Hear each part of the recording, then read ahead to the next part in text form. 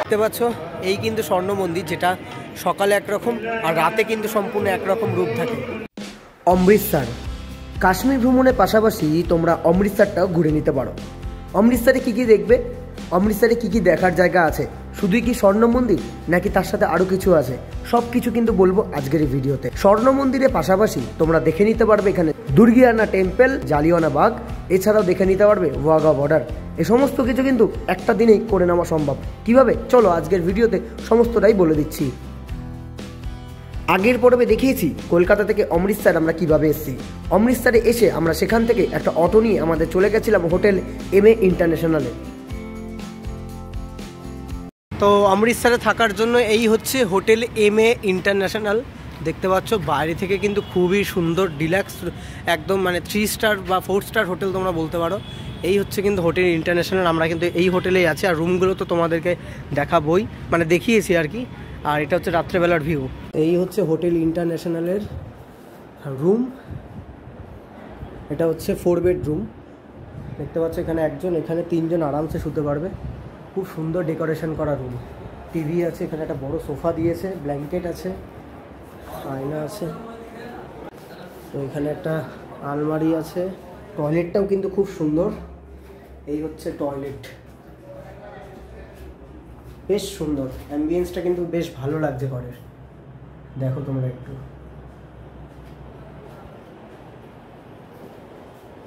তো এই হচ্ছে কিন্তু হোটেল MA ইন্টারন্যাশনাল। তো এই হচ্ছে কিন্তু এটা ডবল বেডরুম হোটেল MA ইন্টারন্যাশনালের। এখানে একটা সুন্দর সোফা দিয়েছে, টিভি আছে, আয়না আছে, পর্দা খুব সুন্দর, অ্যাম্বিয়েন্সটা কিন্তু খুব সুন্দর রুমের। আর এই হচ্ছে টয়লেট, টয়লেটটা অনেকটা ছোট, যাই হোক ঠিক আছে। এই হচ্ছে রুম। পরের দিন সকালবেলা ঘুম থেকে উঠে ব্রেকফাস্ট করে বেরিয়ে গেছিলাম একটা অটো নিয়ে আশেপাশের জায়গা ঘুরে দেখার জন্য। প্রথম হচ্ছে দুর্গিয়ানা টেম্পল। আচ্ছা, প্রথমেই আমরা যেটা ঘুরছি এসছি আজকে সেটা হচ্ছে দুর্গিয়ানা টেম্পল, ঠিক আছে। এটা তোমরা স্বর্ণ মন্দির আগে দেখার আগে দেখে নিতে পারবে। এই হচ্ছে দুর্গিয়ানা টেম্পল। চলো তোমরা এটার ভেতরে আমি এখন ঢুকবো। তো সবটাই কিন্তু তোমরা একটা অটো ভাড়া করে আর কি পুরো জিনিসটাই ঘুরে নিতে পারবে। সেটা হচ্ছে তোমার স্বর্ণ মন্দির আছে, যেটা গোন্ডেল টেম্পল, দুর্গিয়ানা হচ্ছে মন্দির, আর একটা যেটা আছে সেটা হচ্ছে জালিয়ানওয়ালা বাগ। আর আমরা লাস্টে দুপুরে যাব হচ্ছে ওয়াঘা বর্ডার। তো সব কিছুই কিন্তু আমরা একটা অটো বুক করে নিয়েছি। অটোর ফোন নাম্বারটা আমি তোমাদের দিয়ে দিচ্ছি। আর অটোর মানে ভাড়া কিন্তু অনেক চাইবে, তোমরা কিন্তু একটু দরদাম করে নেবে। আমি লাস্টে বলে দিচ্ছি যে কত অটো ভাড়া লাগবে তোমাদের। আপাতত দুর্গিয়ানা টেম্পলটা দেখাই, খুব সুন্দর লাগছে দেখো। এই হচ্ছে দুর্গা টেম্পল বা দুর্গিয়ানা টেম্পল অমৃতসরের।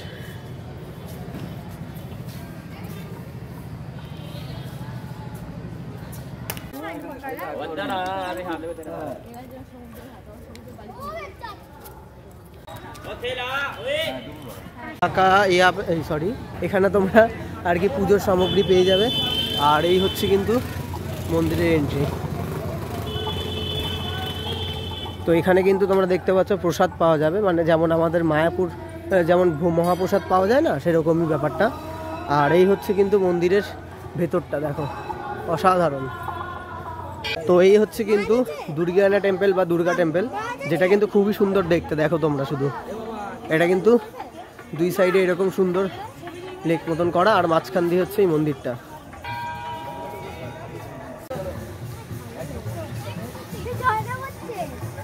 তো এই হচ্ছে কিন্তু দুর্গিয়ানা টেম্পল।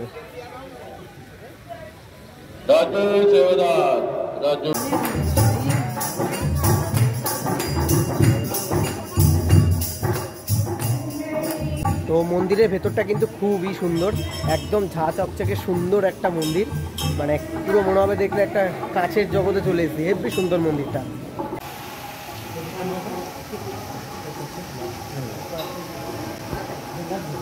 তো এই দুর্গিয়ানা টেম্পল দেখার পর এখন আমরা চলে যাব জালিয়ানওয়ালা বাগে, তারপর চলে যাব স্বর্ণ মন্দির, তারপর এসে দুপুরের খাবার খেয়ে তারপর কিন্তু আমরা যাব হচ্ছে তোমার ওয়াঘা বর্ডারের দিকে, ঠিক আছে। ওয়াঘা বর্ডারটা কিন্তু একদম টাইমে যেতে হবে।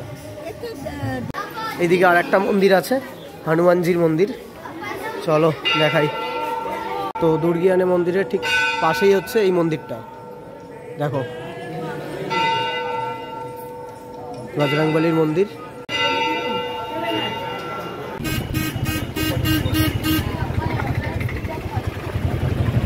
এই হচ্ছে কিন্তু মেন জায়গা যেখান থেকে তোমরা হেঁটে হেঁটে জালিয়ানওয়ালাবাগ আর সাথে হচ্ছে তোমরা দেখে নেমে হচ্ছে গোল্ডেন টেম্পল অর্থাৎ স্বর্ণ মন্দির।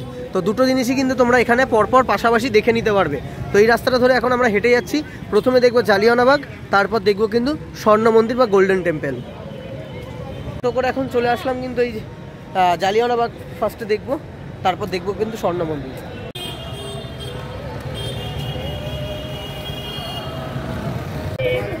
তো এই হচ্ছে কিন্তু মেন যে জায়গাটাতে, আর সামনে হচ্ছে জালিয়ানওয়ালাবাগ। জায়গাটা তোমরা শুধু দেখো।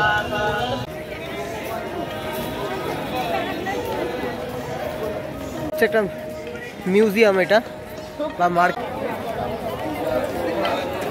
এইদিকে হচ্ছে গোল্ডেন টেম্পল বা স্বর্ণ মন্দির। জায়গাটা কিন্তু প্রচণ্ড পরিমাণে ভিড় দেখতে পাচ্ছ তোমরা। জালিয়ানওয়ালাবাগ হচ্ছে এমন একটা জায়গা যেই জায়গায় গেলে সত্যি গায়ের লোম খাড়া হয়ে যায়। সেই ইতিহাস জানলে সেই রক্তাক্ত কাহিনী এখনও যদি মনে পড়ে।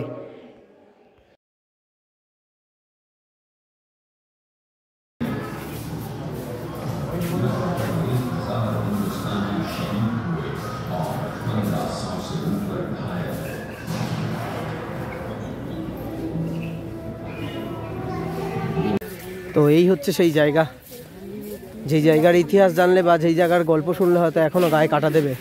ইংরেজরা কি মর্মাহিতভাবে প্রায় 1200 জনকে কিন্তু এখানে সেই গুলিতে নিহত করেছিল 1919 সালের রাওলাটাইন বড়। এটা তুমি দেখতে পারবে না, এটা হচ্ছে সেই বড় কুয়োটা যেখানে আর কি মেরে সব ফেলে দিয়েছিল। ঠিক আছে, গুলির দাগ এখনো আছে।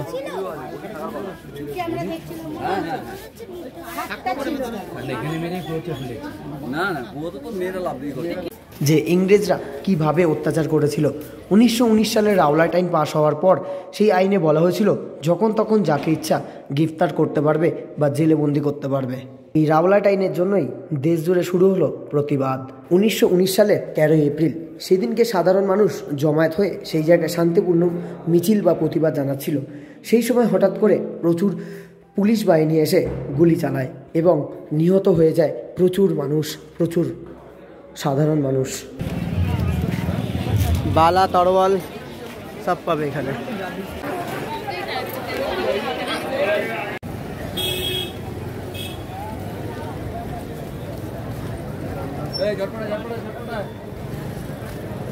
এই হচ্ছে কিন্তু জুতো ঘর, তোমাদেরকে জুতো এখানে রাখতে হবে।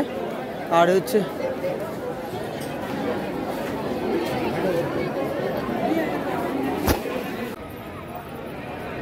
তো এখন কিন্তু আমি চলে এসেছি গোল্ডেন টেম্পলের সামনে। এখান থেকে কিন্তু তোমরা মাথায় বাঁধার জন্য পেয়ে যাবে, তো তোমাদের আলাদা করে আর কিনতে হবে না। তো এই মাথায় তোমরা এগুলো বেঁধে নিতে পারো, দিয়ে মন্দিরের ভেতরে কিন্তু তোমাদের ঢুকতে হবে। ঠিক আছে,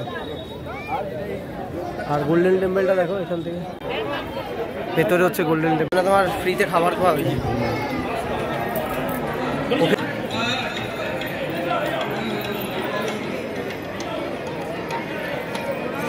অমৃতসরের মূল এই আকর্ষণে কিন্তু হচ্ছে এই স্বর্ণ মন্দির। এই স্বর্ণ মন্দির দেখার জন্য কিন্তু বহু দূর দূর থেকে কিন্তু মানুষ ছুটে আছে। সকল ধর্মের মানুষই কিন্তু এখানে আসে, শিখ, মুসলিম, হিন্দু, যে কোনো মানুষই কিন্তু এখানে আসে এই মন্দির দেখার জন্য। কারণ এই মন্দিরের মাহাত্ম্য বা এই মন্দিরের সুন্দরতা কিন্তু সত্যি অনস্বীকার্য। আমার পেছনে দেখতে পাচ্ছ এটাই কিন্তু গোল্ডেন টেম্পল বা শ্রী হরমন্দির সাহিব। 1577 খ্রিস্টাব্দে পঞ্চম শিব গুরুদাস এই মন্দির স্থাপন করেছিল। যদিও বা সেই কাজ 1 বছরে সম্পন্ন হলেও আবার 1762 খ্রিস্টাব্দে এই মন্দিরকে ভেঙে দেওয়া হয় শিখ মুসলিমদের বিভিন্ন সাম্প্রদায়িক কিছু দাঙ্গার কারণে। যদিও বা আবার 1784 খ্রিস্টাব্দে এই মন্দির কিন্তু আবার পুনর্ভাবে স্থাপন করা হয়। 1820 খ্রিস্টাব্দে রাজা রঞ্জিত সিং তিনি কিন্তু 500 কেজি সোনা দিয়ে মুড়ে দিয়েছিলেন এই মন্দিরের গর্ভগৃহকে।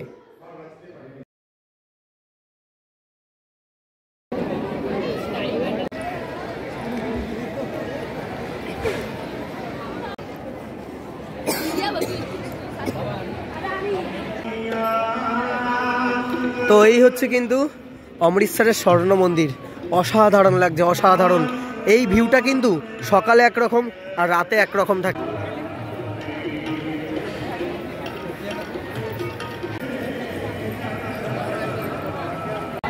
তো স্বর্ণ মন্দির দেখার পর এখন আমরা আবার হোটেলে ফিরে যাচ্ছি, তারপর ওখান থেকে যাবো হচ্ছে ওয়াঘা বর্ডার।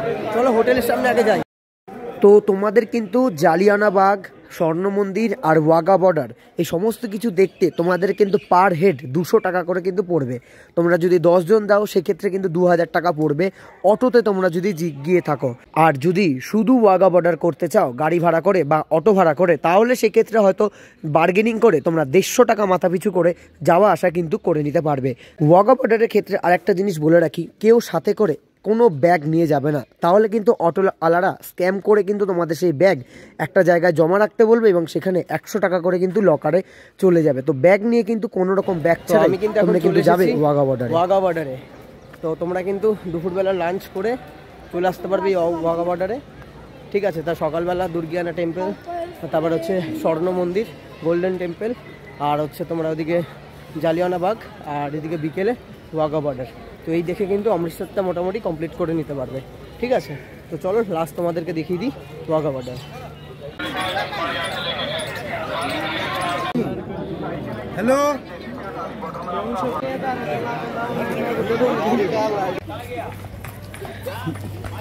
সিট নেওয়ার জন্য এইভাবে তোমাদেরকে কিন্তু দৌড়ে যেতে হবে।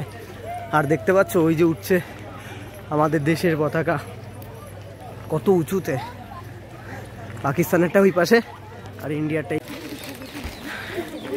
একদম ইন্ডিয়া পাকিস্তান বর্ডারের সামনে ওয়াঘা বর্ডার।